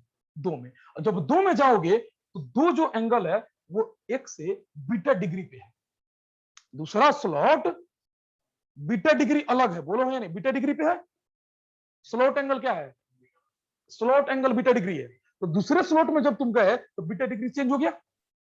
समझ रहे हो? यानी कि ये इधर अब नहीं जाएगा, अब ये बीटा डिग्री झुक जाएगा। बोलो समझ में आया कि नहीं आया? क्यों झुका ये? अरे किधर भी झुका सकते हो, इधर या ऊपर कहीं भी झुका सकते हो, उसमें कोई असर नहीं पड़ता। ये क्यों झुका? क्योंकि जो तुम दूसरे स्लॉट में चले गए, अब उसी में जाते तो 0 डिग्री हो जाता। बात समझ रहे हो ये? लेकिन तुम किस में चले गए? दूसरे स्लॉट में, तो बीटा डिग्री झुक गया। फिर तीसरा टर्न, 3 टर्न का समझा रहा है, मान लो, क्योंकि हालांकि 3 नहीं होता, होता बहुत ज्यादा है, समझाने के लिए 3 ले रहे हैं। मान लो तीसरा वाला टर्न उसी में आता 2 में, तो इसकी 0 पे आता। समझ रहे हो? लेकिन तीसरा वाला तो फिर तीसरे स्लॉट में गया, वो भी झुक गया बेटा। बोलो समझ में आया कि नहीं? समझ में आ रहा है? क्लियर? तो यहां जो ईएमएफ तुम निकालोगे ये तो कम होगा। 3 टर्न नहीं है इसमें, 2 ही होना है। मतलब ये तो वोल्टेज निकालोगे बेटा तो इससे तो कम होगा। अरे बोलो है या नहीं? क्योंकि ये तो झुक गया है अभी, ये तो फेजर एडिशन हो गया अभी। समझ में आ रहा है? तो पहली चीज क्या सीखे कि डिस्ट्रीब्यूटेड वाइंडिंग में ना सर वोल्टेज कम होगा। बोलो है या नहीं? डिस्ट्रीब्यूटेड वाइंडिंग में वोल्टेज कम होगा, ये तो फिक्स है कि कम होगा। ये किसका है? कॉन्सेंट्रेटेड। ये किसका है? डिस्ट्रीब्यूटेड। तो सर ये तो कम होगा, ये तो फिक्स है। अब कितना कम होगा ये हमको जानना है। क्लियर हुआ? अब इसी ग्राफ को ना थोड़ा समझने के लिए हम नचा देते हैं, नचा तो जस्ट है ना, ये निकालना ये है हमको। अब इस तरह बनाएंगे तो यहाँ हमको निकलना पड़ेगा इस तरह, इस तरह तो यहाँ तो थोड़ा सा घुमा दे रहे हैं हमको, ये वोल्टेज निकालना है, ठीक है ना बेटा? तो बोलो ना या नहीं? बोल ही नहीं रहा। तो ये हो गया डिस्ट्रीब्यूटेड का रिजल्टेंट और ये हो गया पूरा कॉन्सेंट्रेटेड का रिजल्टेंट। ये ज्यादा होगा इससे कंपेयर में, ये पता है हमको। समझ में आ गया? अच्छा, थोड़ा सा इसको घुमा दे रहे हैं समझने। चलो, तो मान के चलो, ठीक है, कुछ इस टाइप के होंगे, अभी होगा ना? ये समझने में थोड़ा सा आसान रहेगा इसमें।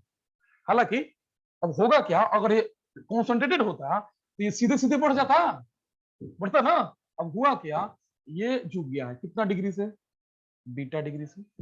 अगेन ये इधर नहीं बढ़ता है ना, वो ये भी क्या हुआ, बीटा डिग्री से झुक। सर आप उल्टा भी झुका सकते हो, कर सकते हो बेटा, कोई दिक्कत नहीं, ठीक है। अच्छा, हमको ईएमएफ कौन निकालना है, ये वाली, ये रिजल्टेंट ईएमएफ है। हाँ ये जो हमको वोल्टेज निकालनी है, ये है resultant magnitude of distributed band. तो हम ले लेते हैं इसका नाम, यहाँ पे ई रिजल्टेंट डिस्ट्रीब्यूटेड, और इसका जो नाम होगा यहाँ से यहाँ पे ई रिजल्टेंट कॉन्सेंट्रेटेड, ठीक है।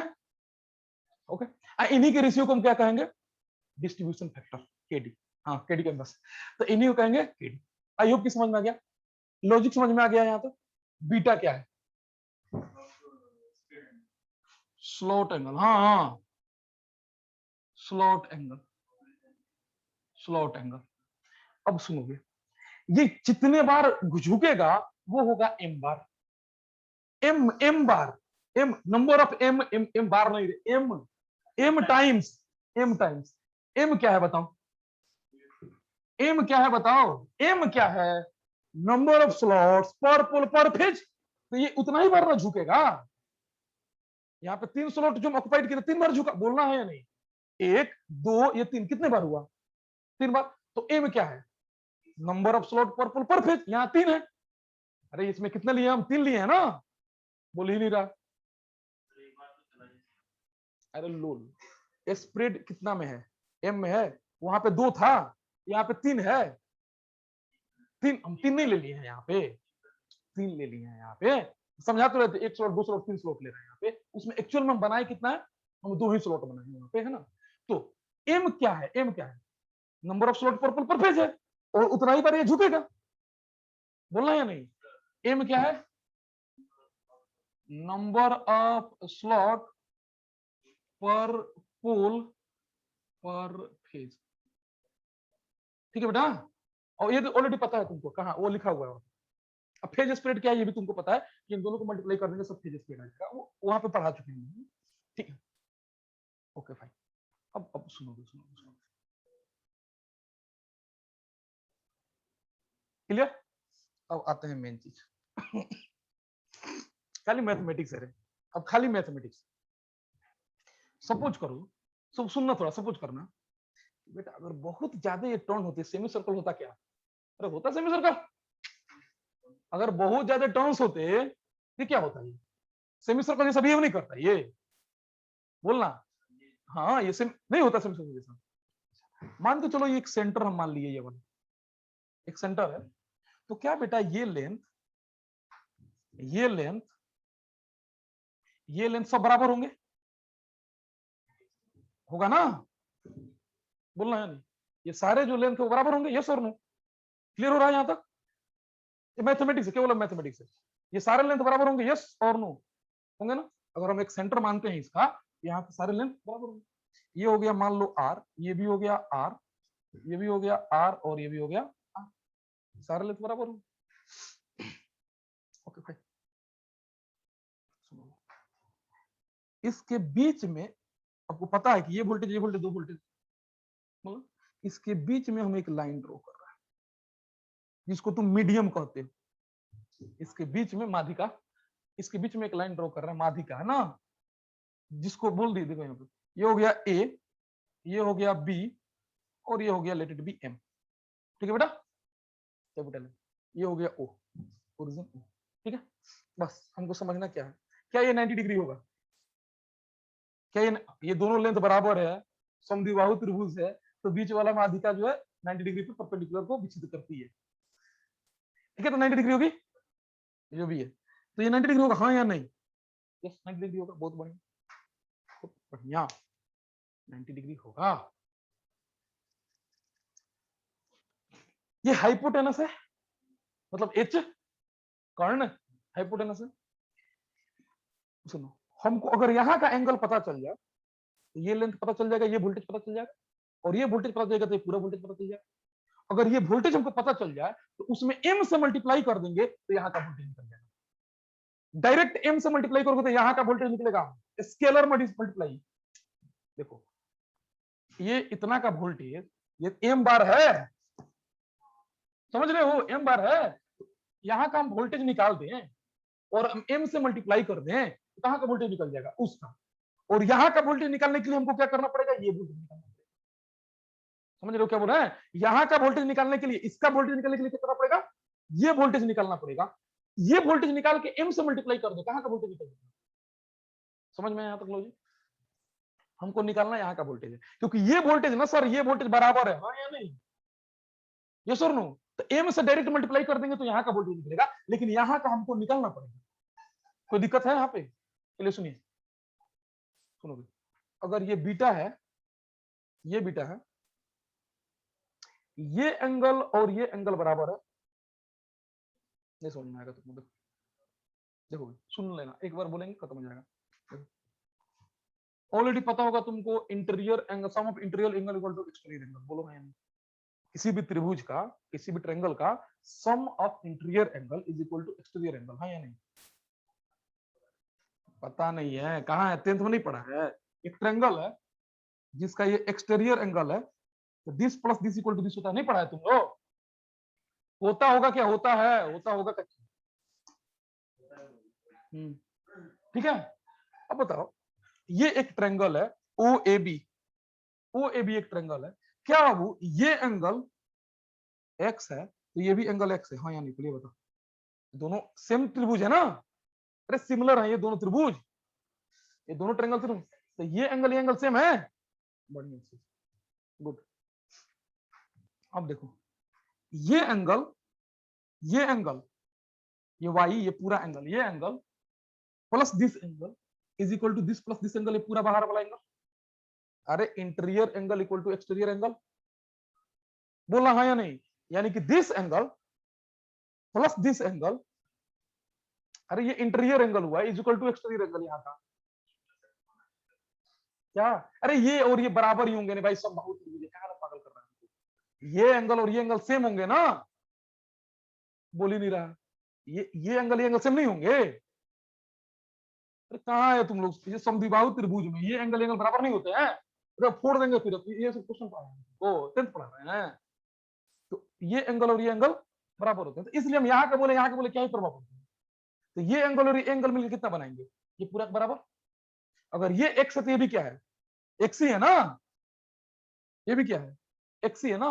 अब ये एंगल प्लस ये एंगल मिलके ये प्लस ये बना रहे हैं, ये एंगल कितना है, बीटा है, यही चीज हमको पढ़ाना था, बस इतना ही समझ लो। ये एंगल कितना है बस ये बताओ, पूरा एंगल बीटा है, आधा एंगल बीटा बाई 2 है, हाँ या नहीं?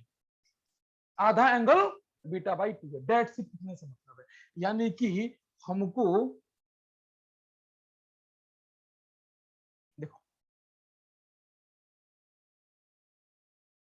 ठीक है, ये जो एंगल होगा पूरा ये बीटा होगा, और ये जो छोटा एंगल है पूरा लिखते हैं बीटा है, और ये जो छोटा एंगल है डेट इज ये सर बीटा बाई 2 है, ठीक है बेटा, ठीक है यहां तक। ये बताओ ये पूरा एंगल कितना है, ये है sir M beta, M beta by 2 का है बोला तो रटा है इसलिए, ये पूरा एंगल कितना है, ये पूरा एंगल जो है that is M time beta, यहां लिख देते हैं एम बीटा, ये पूरा एंगल, ठीक है बेटा, ये पूरा एंगल है एम बीटा, क्लियर है यहां तक ना? ओके, ये एंगल कितना है छोटा वाला, बीटा बाई 2 है, बीटा बाई 2 है। अब ये एंगल हमको पता है, ये हाइपोटेनस पता है, ये एंगल ये कितना हो जाएगा length, R sine beta by 2, ये साइन के साथ चल जाएगा, ये एंगल के सामने है साइन के साथ जाएगा, बोल भी नहीं कर रहा है, हाँ नहीं तो निकाल लेना, ठीक है, ये आर है, ये एंगल है, एंगल के सामने वाला साइन के साथ जाता है, हाँ या नहीं, क्लियर है, और ये वाला कोस के साथ जाएगा, बोलो ना रे भाई, छोड़ो, देखो यहाँ पे कहाँ तुम लोग रहता है, ये है आर, ठीक है, ये है तुम्हारा थीटा, ये क्या होगा, ये छोड़ दो तुम, और भी ये है थीटा मान लो, ये क्या होगा, ये साइन थीटा में जाएगा।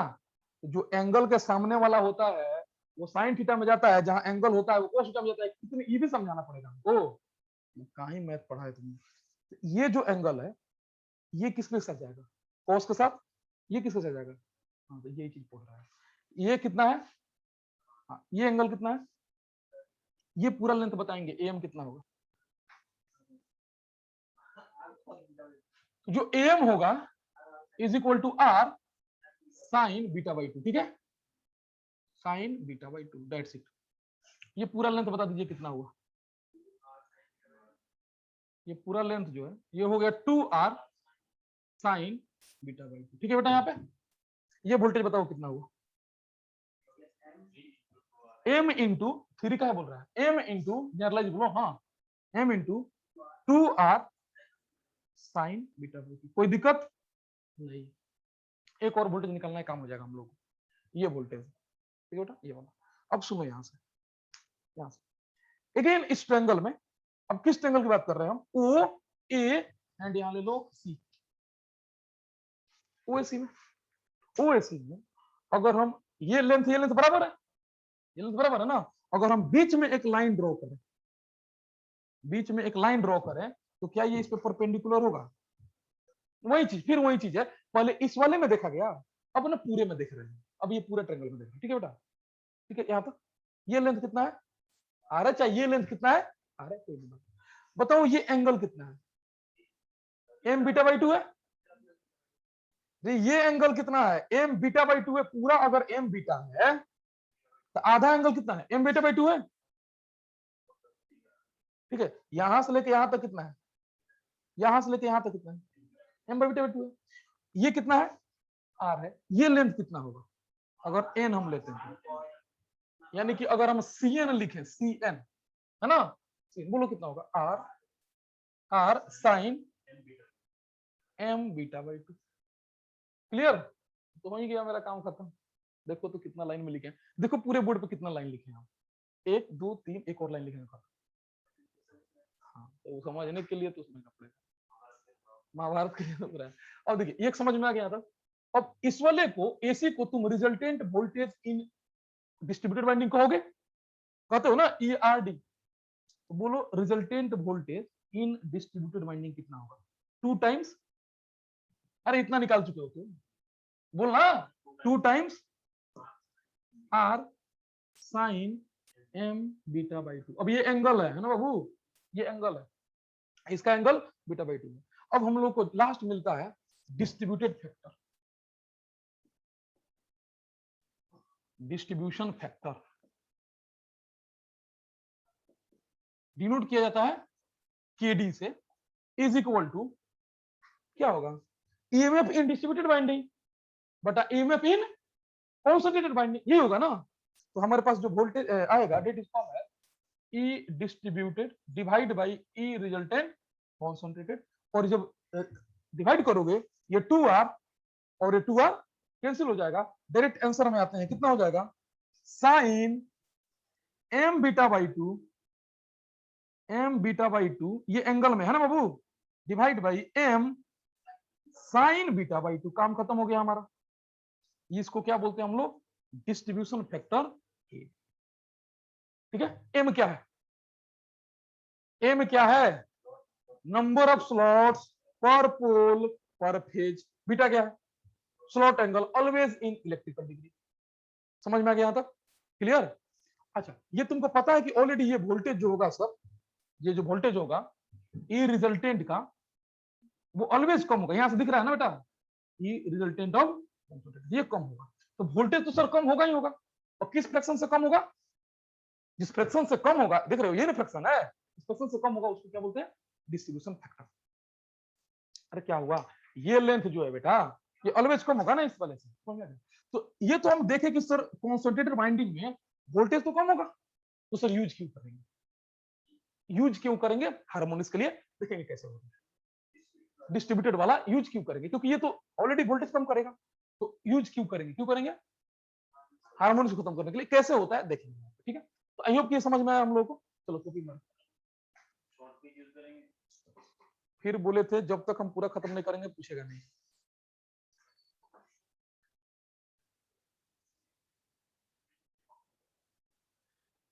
क्योंकि हमको पता है ना कि ये जो है ये पहले ही आ जाता है क्वेश्चन, जिसको पढ़ाना है बाद में, ऑलरेडी जो पढ़ाना ही है, क्यों जाए अभी बताने, समझ रहे हो।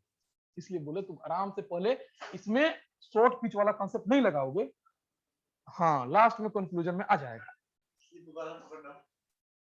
इसलिए टेंशन ना लो उसका। और थोड़ा सुंदर से लिखना।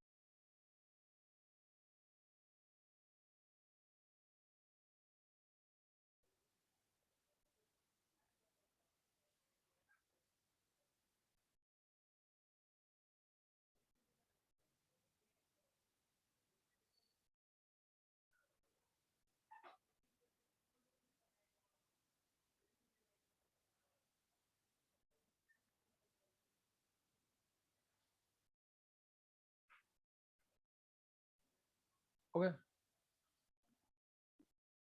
बगल में लिखता है तुम्हारे, कैसे हो जाता है, लिखो जल्दी। तो फिर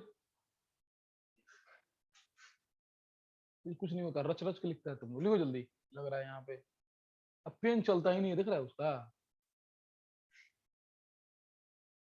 जा बेटा, तुम लोग कम हो, अगर ज्यादा क्लास भरा होता ना फिर पता चलता।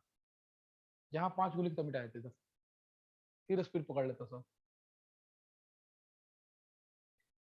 जल्दी लिखो। स्लो मोशन में लिखते रहता है, लिखते रहता है।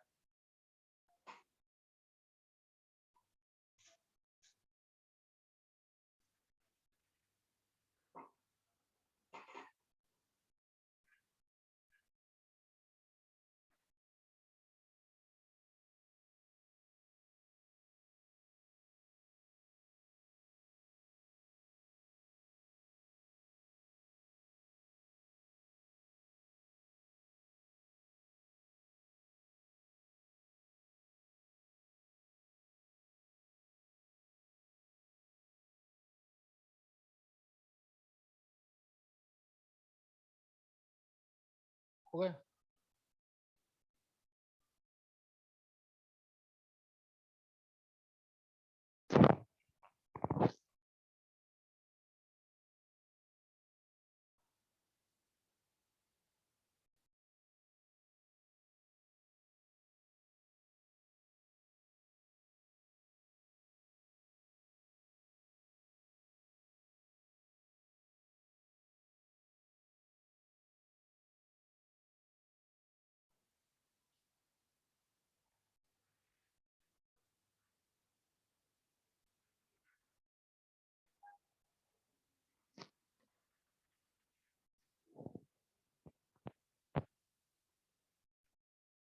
हो गए भाई?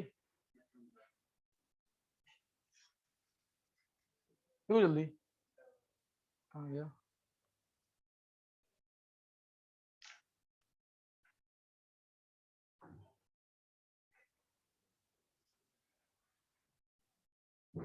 अरे सोचो से कैसे लिख रहा है, पहले कॉपी करो।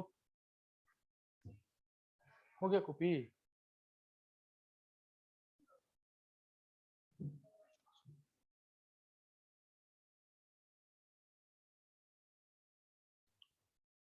हो गया बेटा?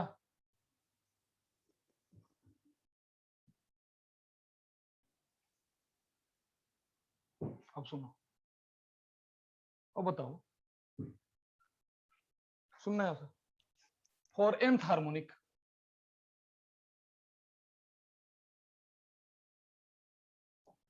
For nth harmonic kd for nth harmonic कितना हो जाएगा? जहां जहां एंगल है वहां n से मल्टीप्लाई करो, बोलना, जहां जहां एंगल है वहां n से मल्टीप्लाई करो। देखना तो यहां से साइन हो जाएगा n m beta by 2 divide by m into sine n beta by 2। ठीक है? बोल रहे हाँ या नहीं?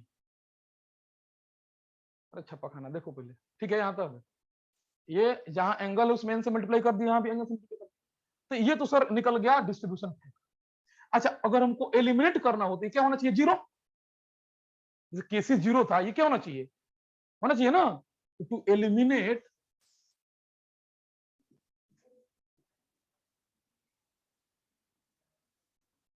एलिमिनेट nth हार्मोनिक, बोलो क्या होगा?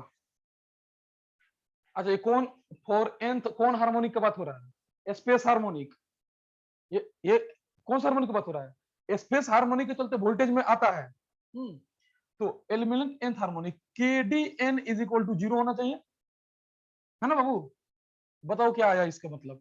ये साइन, यहां से देखोगे N M beta by 2, sine N M beta by 2 बराबर जीरो, यहां से निकालो।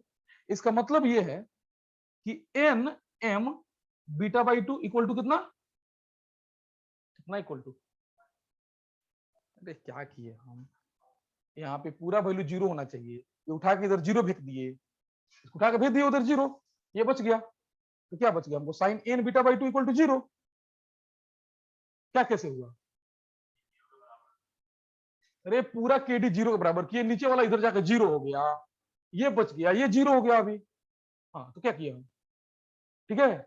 अब इसमें ये किसके बराबर होना चाहिए? साइन जीरो बराबर जीरो होता है या साइन 180 बराबर जीरो होता है? जीरो नहीं लोगे, समझ रहे हो?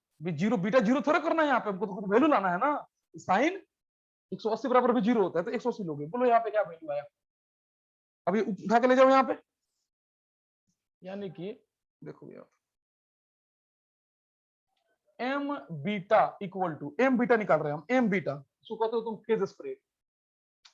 फेज स्प्रेड बोलो कितना है? Phase spread 360 degree divide by N, 360 divide by.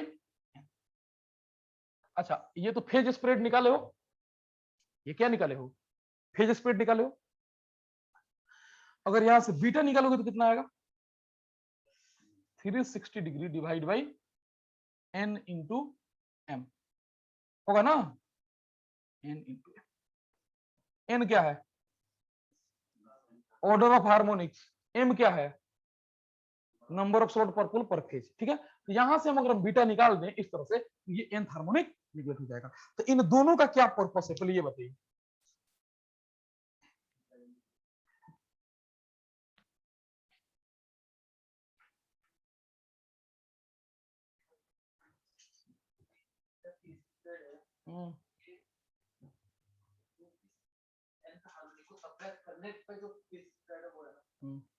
nth harmonic के लिए कितना फेज स्प्रेड लेना पड़ेगा, ये है, ताकि वो nth हार्मोनिक खत्म हो जाए।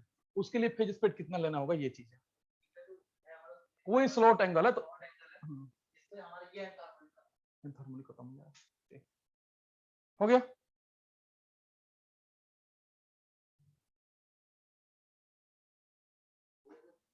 हो गया,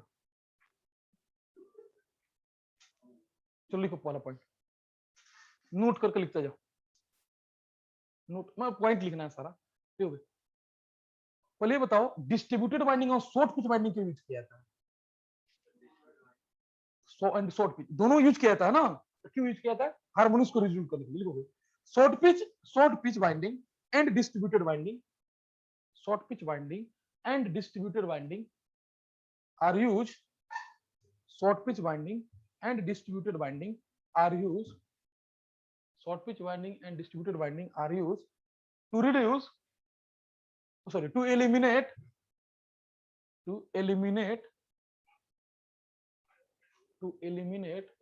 effect of harmonics, to eliminate effect of harmonics, to eliminate effect of harmonics. Next point, next पढ़ लो, दोनों में ही ना वोल्टेज कम होता है, सही बात है, दोनों में ही वोल्टेज हो गए, always voltage gate reduced, always voltage get reduced, always voltage get reduced, always voltage get reduced by short pitching or distributing the winding, by short pitching and distributing the winding, by short pitching and distributing the winding, by short pitching and distributing the winding। Meaning समझ में आया कि दोनों को short pitch करो या full pitch करो, voltage क्या होगा, कम होगा। अब देखो मजा क्या आएगा, देख सुन बेटा, जब तुम ये तो एक तो एडवांटेज है कि हार्मोनिक्स कम होता है, ठीक है। अगर हार्मोनिक्स कम है तो eddy current loss and hysteresis loss कम होंगे, बोलो कैसे,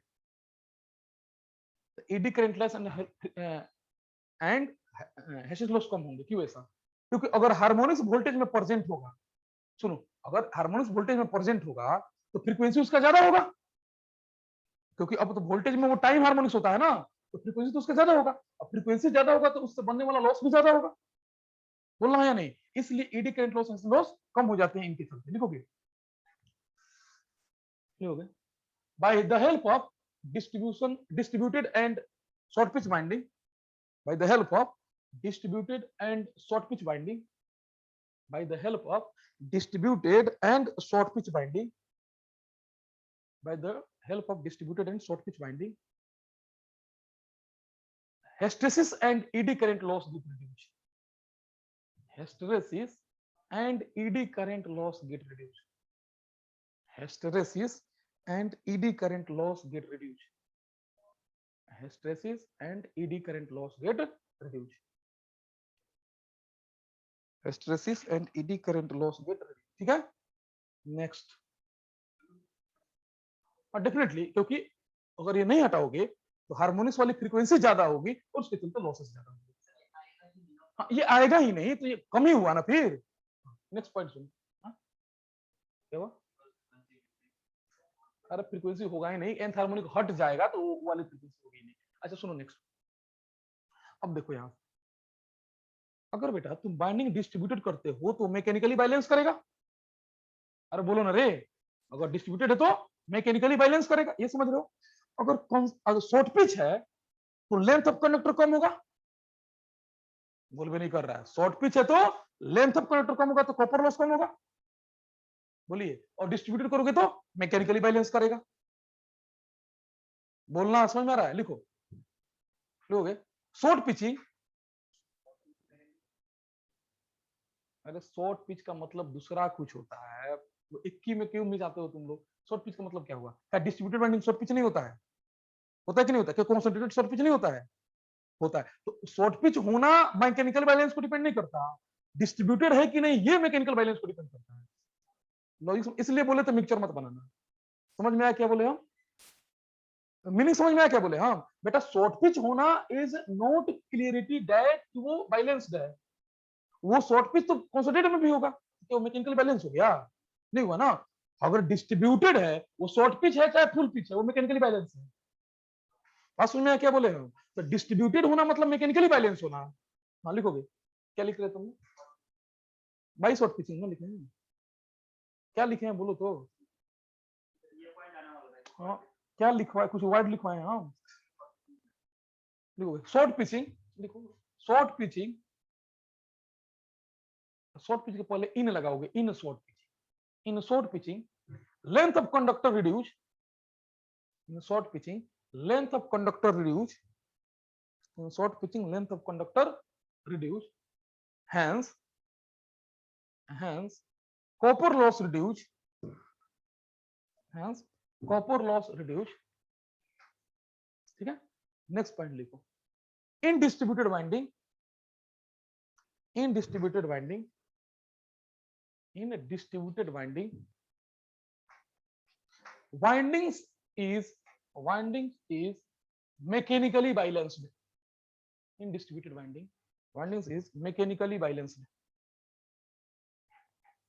mechanically balanced। ठीक है, तो देखो मेन पर्पस था हार्मोनिक्स हटाना, ठीक है, मेन पर्पस था हार्मोनिक्स हटाना। ये सब विरासत में मिले हैं, विरासत तो मिलता है ना हर जगह, होगा वही तो बोल रहा है वो, बोल तो length of conductor reduce, main तो लॉस में जाना हमको। हाँ, तो क्या बोले हम कि ये जो मेन पर्पस था हार्मोनिक्स हटाना था, ठीक है बेटा, लेकिन ये सब क्या मिले हमको? विरासत में मिल गए। नेक्स्ट पॉइंट सुनो, अब तुम्हारे दिमाग में चलेगा कि सर वाइंडिंग शॉर्ट पिच भी होगा और डिस्ट्रीब्यूटेड होगा, करेंगे तो दोनों, तो क्या होगा?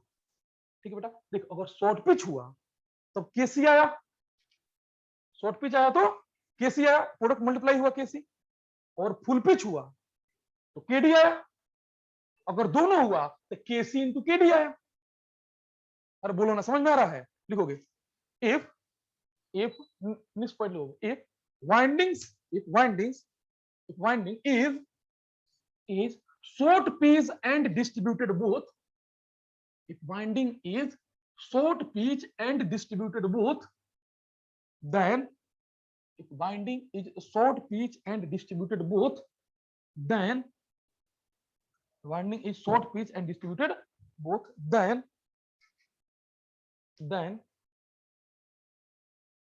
winding factor, then winding factor जिसको के डब्ल्यू से डिनोट किया जाता है, ठीक है बाबू, किसके बराबर हो जाएगा?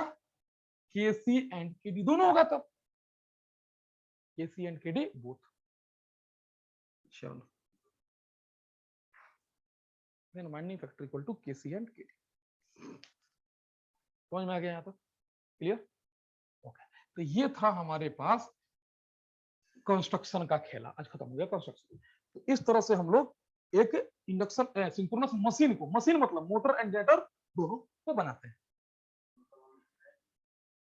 बोलो, दोनों करते हैं, दोनों करते हैं, यानी कि जो बाइंडिंग बनाई जाती है वो शॉर्ट पिच डिस्ट्रीब्यूटेड बाइंडिंग बनाई जाती है ताकि दोनों हार्मोनिक्स निकला सके।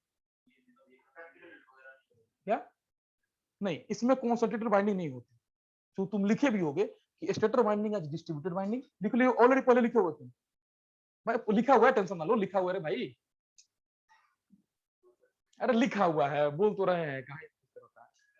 जो बाइंडिंग होते हैं वो डिस्ट्रीब्यूटेड बाइंडिंग हम लोग यूज करते हैं, इसके कारण ये है कि हमको क्या करना होता है? हार्मोनिक्स करना होता है। तो मेन पर्पस ये है, विरासत में बहुत चीज मिल जाता है, ठीक है। ओके, तो आज हम लोग का ये स्टेटर में 3 फेज इंडक्शन मशीन के स्टेटर में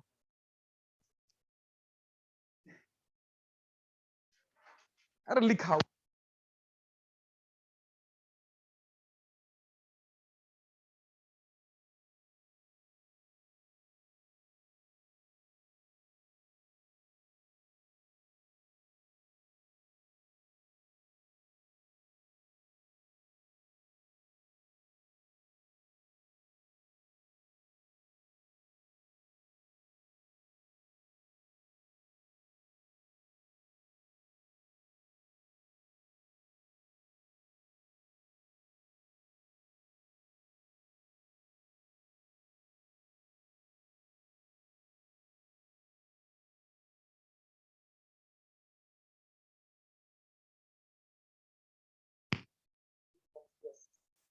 अगर अगर जो बीटा लिए हो, बीटा स्लॉट एंगल, बीटा अगर 15 डिग्री से कम है तो उसको बोलते हैं यूनिफॉर्मली डिस्ट्रीब्यूटेड।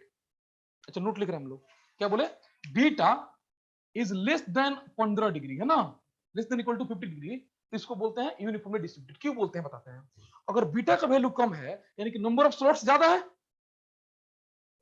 अरे बोलो है या नहीं, नंबर ऑफ स्लॉट ज्यादा है यानी कि कंडक्टर्स ज्यादा है, तो उसको क्या बोलेंगे, यूनिफॉर्मली डिस्ट्रीब्यूटेड। समझ में आया क्या बोले। अच्छा अगर नंबर ऑफ स्लॉट्स कम होंगे तो बेटा एक कंडक्टर स्लॉट यहां हुआ, दूसरा यहां हुआ, तीसरा यहां हुआ, अलग अलग हो गए ना, तो उसको यूनिफॉर्मली डिस्ट्रीब्यूटेड नहीं बोलते, उसको क्या बोलते हैं, डिस्ट्रीब्यूटेड बाइंडिंग। क्या यूनिफॉर्मली डिस्ट्रीब्यूटेड बाइंडिंग डिस्ट्रीब्यूटेड नहीं, वो भी है लेकिन ये बेटर होता है। क्यों, हाँ लेस, क्योंकि अगर स्लॉट एंगल कम है इनके नंबर ऑफ स्लॉट्स ज्यादा है ना, तो लगे नजदीक नजदीक होगा ना, तो इसको बोलते हैं कि वो बराबर यूनिफॉर्म में है। बात समझ में आया, ये रिफरल के अकॉर्डिंग ही कर रहे हैं। अगर अगर तुम मान लो 4 स्लॉट बनाते हो, तो एक यहाँ एक यहाँ एक यहाँ एक यहाँ, 4 ही हुआ ना, कम हुआ ना, स्लॉट एंगल तो ज्यादा हो गया लेकिन वो यूनिफॉर्मली डिस्ट्रीब्यूटेड नहीं हुआ। तो यूनिफॉर्मली डिस्ट्रीब्यूटेड क्या होता है, हाँ लिखोगे, if slot angle beta, if slot angle beta, if slot angle beta is less than, यहाँ लिखा तो है 15 degree, if slot angle beta इस तरह लिख लो, यहाँ लिखा हुआ है equal to, less than equal to 15 degree. Electrical याद रखना, ये सब किस में डील होता है, इलेक्ट्रिकल में, degree electrical, then winding is called uniformly distributed winding, then winding is called uniformly distributed winding, then winding is called uniformly distributed winding, then winding is called uniformly distributed winding। खोलो, समझ में आ गया अभी, ठीक है। तो वहां जो हम लोग वाइंडिंग यूज करते हैं वो डिस्ट्रीब्यूटेड तो होता है, बट वो कौन सा होता है, वो यूनिफॉर्मली डिस्ट्रीब्यूटेड वाइंडिंग यूज होता है।